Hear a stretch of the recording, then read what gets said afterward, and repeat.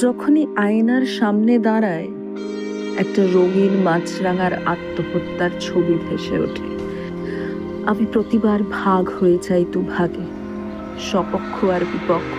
আমি চেষ্টা করি কোনো দিকেই বেশি ঝুঁকে না পড়ার। আমি চেষ্টা করি মধ্যস্থতা বজায় রাখতে, অথচ প্রতিবারই আমি ঝুঁকে পড়ি সপক্ষের দিকে। চোখে চোখ রেখে প্রশ্ন করি, সম্পর্ক বলতে তুমি কি বোঝো? দুটো, তিনটে, চারটে মানুষ, কয়েক জোড়া হাত, অনেকটা বা একটুখানি সময়, নাকি কোনোটাই না? সপক্ষ আমাকে চমকে দিয়ে উত্তর দেয়, মধ্যস্থতা। আমি তৎক্ষণাৎ মাছরাঙা হয়ে উঠি। ধরে ধরে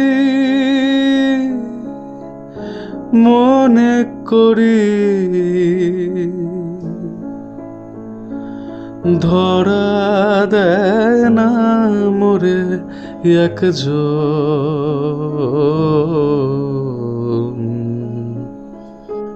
পড়শি বসত করে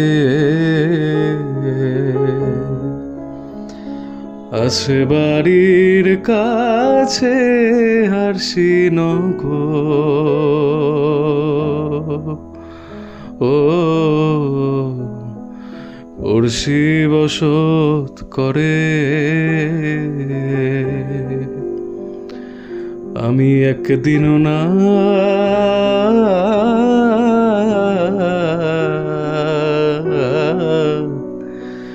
দেখিলাম তারে।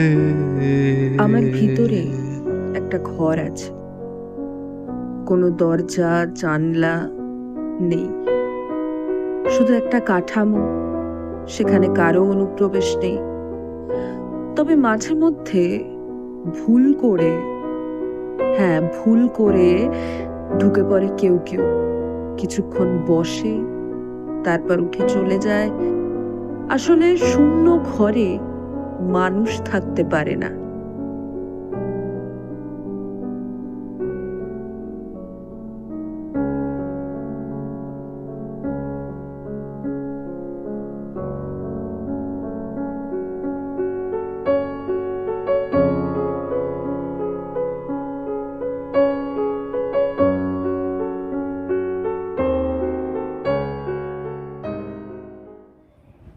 মেঘেরো গহন কাল হিয়া কেন চঞ্চল, মেঘেরো গহন কাল হিয়া কেন চঞ্চল, আখি জলে ঘর ভেসে যায়।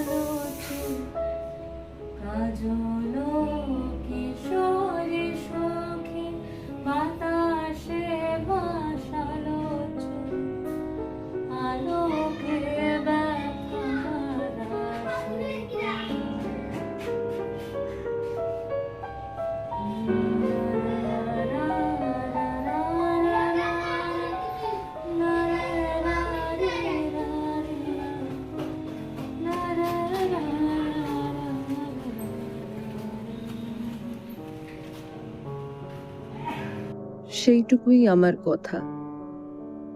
কুয়াশা ভর্তি শহরে যা হারিয়ে গেছে, এসেছিল কি সব দিন?